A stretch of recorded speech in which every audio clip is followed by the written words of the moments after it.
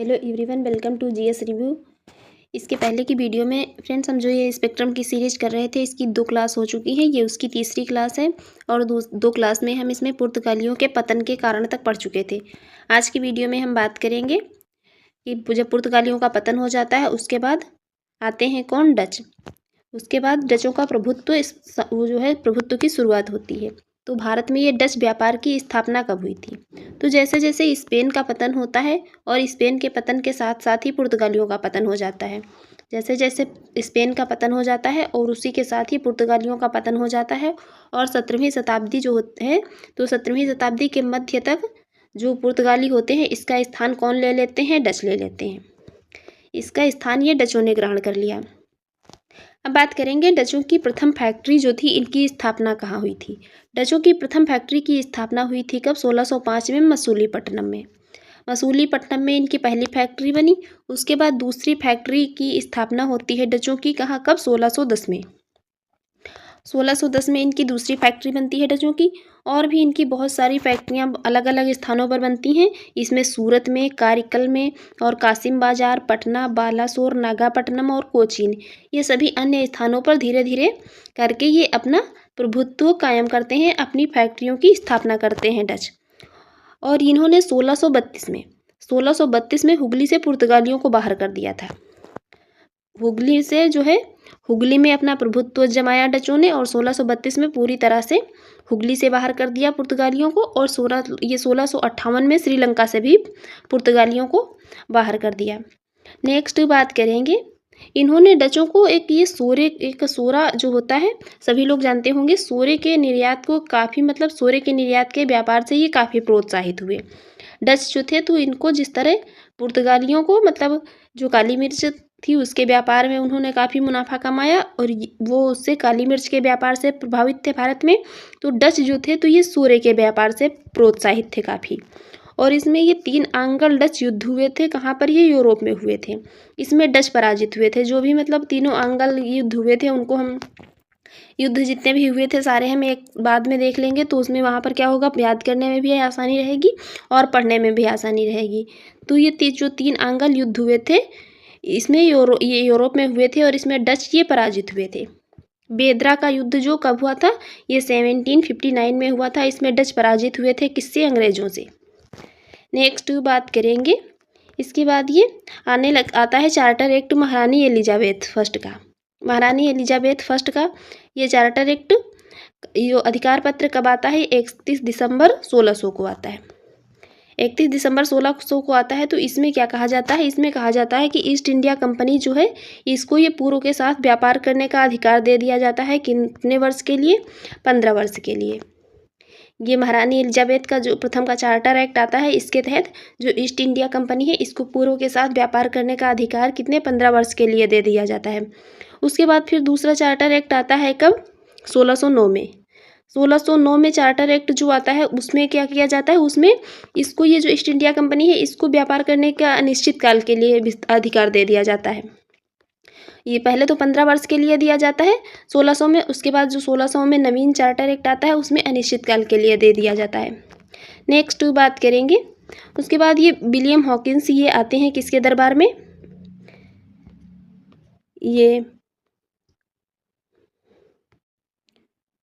उसके बाद ये विलियम हॉकिंस 1609 में आते हैं किसके? जहांगीर के दरबार में, आगरा में। ये मैचिंग में कई बार पूछा जाता है कि विलियम हॉकिंस कब आते हैं? 1609 में आते हैं जहांगीर के दरबार में, आगरा में। और थॉमस रो कब आते हैं? ये अंग्रेज कैप्टन होते हैं। ये कौन? ये अंग्रेज होते हैं। ये आते हैं व्यापार के ही उद्देश्य से आते हैं। और अभी तक मतलब यहाँ पर इनकी कंपनी की स्थापना जो है नहीं होती है और ये केवल आते हैं। ये कब आते हैं? थॉमस रो ये 1611 में आते हैं जहांगीर के दरबार में। और जहांगीर के दरबार में आते हैं ये थॉमस रो, और जहांगीर से ये व्यापार की अनुमति ये जो है मांग लेते हैं। कहाँ पर? आगरा, अहमदाबाद और बड़ौच में ये फैक्ट्री स्थापित कर लेते हैं। व्यापार की अनुमति मांगते हैं और आगरा, अहमदाबाद और बड़ौच में अपनी फैक्ट्रियाँ जो है अंग्रेज स्थापित कर लेते हैं। उसके बाद ये 1612 में आते हैं कौन? Captain Thomas best. Captain Thomas best इन्होंने पुर्तगालियों पर विजय प्राप्त की। कहाँ पर? स्वालाली में। उसके बाद ये 1613 में सूरत में प्रथम फैक्ट्री की स्थापना होती है, इनकी प्रथम स्थायी फैक्ट्री की स्थापना होती है अंग्रेजों की। और ये 1661 में आते हैं कौन, चार्ल्स द्वितीय। 1661 में ये चार्ल्स द्वितीय का, जो कि इंग्लैंड के सम्राट होते हैं, इनका विवाह हो जाता है ये पुर्तगाली राजकुमारी कैथरीन से। और जब ये पुर्तगाली राजकुमारी कैथरीन से चार्ल्स द्वितीय जो इंग्लैंड के सम्राट होते हैं 1661 में इनका विवाह होता है, तो उसमें जो बम्बई टापू होता है इसको ये चार्ल्स द्वितीय इसको दहेज में मांग लेते हैं। और ये ईस्ट इंडिया कंपनी को कितने 10 पाउंड वार्षिक किराए पर ईस्ट इंडिया कंपनी को ये दे देते हैं व्यापार करने के लिए। नेक्स्ट बात करेंगे, इसमें ये 1687 में अंग्रेज जो होते हैं ये सूरत से कहाँ पर, बम्बई में, पहले कहाँ पर मुख्यालय होता है, सूरत में, उसके बाद ये अंग्रेज कहाँ पर बना लेते हैं, बम्बई में अपना मुख्यालय बना लेते हैं।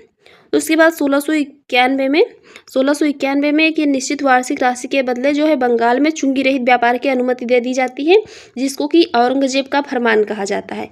इसमें औरंगजेब का फरमान जो है, इसके तहत ईस्ट इंडिया कंपनी जो होती है उसको ये बंगाल में चुंगी रहित व्यापार की अनुमति दे दी जाती है, एक निश्चित राशि ले ली जाती है और वहाँ पर उनको ये व्यापार करने की अनुमति दे दी जाती है। और ये कलकत्ता शहर का जन्म कैसे हुआ, तो कलकत्ता शहर जो ये 3 गांव थे, सूतानाती, गोविंदपुर और कलिकत्ता, इनको मिलाकर के ये कलकत्ता शहर बना था। नेक्स्ट बात करेंगे ये जॉब चारनाक की। जॉब चारनाक जो होते हैं इनको ये कलकत्ता के अंग्रेज संस्थापक थे। इनको ये कलकत्ता शहर को बनाने का श्रेय किसको दिया जाता है, तो ये जॉब चारनाक को ही दिया जाता है। और फ्रांसिस डे ये मद्रास की स्थापना करते हैं, गैरोल ओंगियार तो ये बम्बई की स्थापना करते हैं। अब शुरू होता है यहाँ से जो अंग्रेज हैं तो इनकी कंपनी के विशेषाधिकार। 1717 में एक फरमान जारी किया जाता है। 1717 में जो फरमान जारी किया जाता है इसके तहत जो भी कलकत्ता के आसपास के क्षेत्र होते हैं उसमें राजस्व वसूली के अधिकार किसको मिल जाते हैं, अंग्रेज ले लेते हैं। और सूरत के सभी करों से मुक्ति इनको मिल जाती है, कितने, ये 10,000 रुपये सालाना देते हैं। और जो सूरत होते हैं वहाँ पर इनको मतलब व्यापार करने की जितने भी कर होते हैं सबसे मुक्ति मिल जाती है। और बंगाल में कितने, तो बंगाल में ये शुल्क मुक्त व्यापार की छूट पा लेते हैं, कितने में ही, मात्र 3,000 रुपये सालाना जमा करके अंग्रेज बंगाल में शुल्क मुक्त व्यापार की छूट प्राप्त कर लेते हैं। तो याद रखिए ये सूरत में शुल्क मुक्त शुल्क मुक्त व्यापार की छूट कितने से, 10,000 रुपये सालाना वार्षिक, जो मतलब 10,000 ये वार्षिक राशि जमा करके, और बंगाल में कितने, 3,000। नेक्स्ट बात करेंगे, उसी के टाइम में ये बम्बई में जो सिक्के ढाले गए थे, ये कंपनी के जो मतलब ईस्ट इंडिया कंपनी के सिक्के ढाले जाते थे, ये पूरे मुगल साम्राज्य में वैध हो गए थे, पूरे मुगल साम्राज्य में चलने लगे थे। और 1630 में पुर्तगाली और अंग्रेजों की शत्रुता समाप्त हो जाती है। एक ये मैड्रिड की संधि होती है, इसमें पुर्तगाली और अंग्रेजों की शत्रुता ये समाप्त हो जाती है मैड्रिड की संधि के तहत। और ये 1795 में ये डचों को भारत से बाहर खदेड़ देती हैं, कौन, अंग्रेज। और अंग्रेज मतलब काफ़ी लंबे समय तक भारत पर जो है कब्जा किए रहते हैं। और डचों को ये कब, 1795 में भारत से बाहर निकाल देते हैं। इसके बाद बात करेंगे, जो चार्ल्स आयर थे ये कलकत्ता के फोर्ट विलियम के प्रथम शासक थे। चार्ल्स आयर कलकत्ता का जो फोर्ट विलियम किला है इसके ये प्रथम शासक थे। उसके बाद ये 17वीं शताब्दी के जो पूर्वार्ध तक जो है ये फ्रांसीसी जो होते हैं, उसके बाद फ्रांसीसी आते हैं। और ये फ्रांसीसी ये 17वीं शताब्दी के पूर्वार्ध तक कहाँ, मेडागास्कर वाले जो क्षेत्र होते हैं उसमें व्यस्त रहते हैं। उसके बाद जो लुई 14वें के मंत्री थे कोलबर्ट, इनके द्वारा ये फ्रांसीसी ईस्ट इंडिया कंपनी की स्थापना की जाती है, कब, 1664 में। 1664 में कंपनी की स्थापना की जाती है। और ये 1667 में फ्रांसीसी केरन की अध्यक्षता में एक अभियान दल भारत पहुंचता है। और इनकी प्रथम फैक्ट्री की स्थापना कहाँ होती है, ये सबकी मतलब प्रथम फैक्ट्री जरूर याद रखिए, ये बहुत पूछी जाती है। तो प्रथम फैक्ट्री की इनकी स्थापना कहाँ पर होती है, सूरत में होती है। और ये कब होती है, तो 1668 में, 1668 में ये फ्रांसीसियों की प्रथम फैक्ट्री की स्थापना कहाँ पर, सूरत में होती है। और दूसरी फैक्ट्री की स्थापना कहाँ पर होती है, मछलीपट्टनम में, ये होती है 1669 में। और ये अपना मुख्यालय कहाँ पर बनाते हैं, तो ये अपना मुख्यालय फ्रांसीसी कहाँ पर बनाते हैं, ये पौंडीचेरी में बनाते हैं। नेक्स्ट बात करेंगे, उसके बाद ये 1693 में डचों ने पौंडीचेरी छीन लिया था फ्रांसीसियों से। डच जो है मतलब अभी भी पूरी तरह से जो है भारत से मतलब बाहर नहीं गए थे, अभी भी ये संघर्ष में यहाँ पर लगे हुए थे। और ये 1693 में डच जो है ये फ्रांसीसियों से पौंडीचेरी को छीन लेते हैं। उसके बाद युद्ध होता है और रजविक की एक संधि होती है, कब, ये 1697 में। उसके बाद ये फ्रांसीसियों को पौंडीचेरी जो होती है ये डचों के द्वारा वापस दे दी जाती है। फ्रांसीसियों को ये पौंडीचेरी वापस ये प्राप्त हो जाती है। और फ्रांसीसियों के जो गवर्नर थे डुप्ले, ये कब आते हैं, तो ये 1742 में गवर्नर बनकर आते हैं। ये गवर्नर ये साम्राज्यवादी नीति मतलब ये अपनाते हैं, ये साम्राज्यवादी नीति अपनाते हैं डुप्ले। इसके पहले क्या था, इसके पहले ये केवल मतलब व्यापार तक ही सीमित थे, केवल ये भारत से व्यापार, इनका उद्देश्य था कि जो भी मतलब फ्रांसीसी थे तो उनका उद्देश्य था कि भारत से व्यापार किया जाए और जो भी पैसा लाभ हो उसको कमा करके मतलब अपना फ्रांस ले जाए। लेकिन उसके बाद जब ये डुप्ले आते हैं गवर्नर बन करके तो ये साम्राज्यवादी नीति को अपनाते हैं और ये सर्वाधिक सफल फ्रांसीसी गवर्नर थे। डुप्ले जो थे ये सर्वाधिक सफल फ्रांसीसी गवर्नर थे। इन्होंने भारत में ये यूरोपीय साम्राज्य की नींव रखी। यूरोपीय साम्राज्य की नींव रखने वाले भारत में कौन थे, कौन से गवर्नर थे फ्रांसीसी, तो वो डुप्ले थे। उसके बाद ये 1754 में ये वापस जाते हैं और इनके स्थान पर कौन आते हैं, गोडलू आते हैं। 1754 में फ्रांसीसी गवर्नर जो डुप्ले होते हैं वापस चले जाते हैं और इनके स्थान पर कौन आते हैं, गोडलू आते हैं। नेक्स्ट बात करेंगे सेनापति काउंट डी लाली जो होते हैं ये कब आते हैं, ये भी फ्रांसीसी गवर्नर थे। काउंट डी लाली ये भारत आते हैं कब, 1758 में। और ये जो है काफ़ी क्रोधी और मतलब दूरदर्शी और कटुभाषी टाइप के व्यक्ति थे। ये मतलब काफ़ी जो है सुलझे हुए व्यक्ति नहीं थे, काफ़ी क्रोधी टाइप के व्यक्ति थे। कौन, काउंट डी लाली। इनका भारत आगमन कब होता है, भारत कब आते हैं, तो ये 1758 में आते हैं। इन्हीं के टाइम में होता है वांडीवास का युद्ध।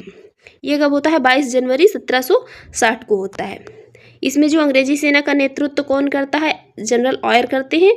और फ्रांसीसी सेना का नेतृत्व कौन करता है, तो ये काउंट डी लाली करते हैं। और इसमें अंग्रेजी सेना विजयी होती है और फ्रांसीसी सेना इसमें हार जाती है।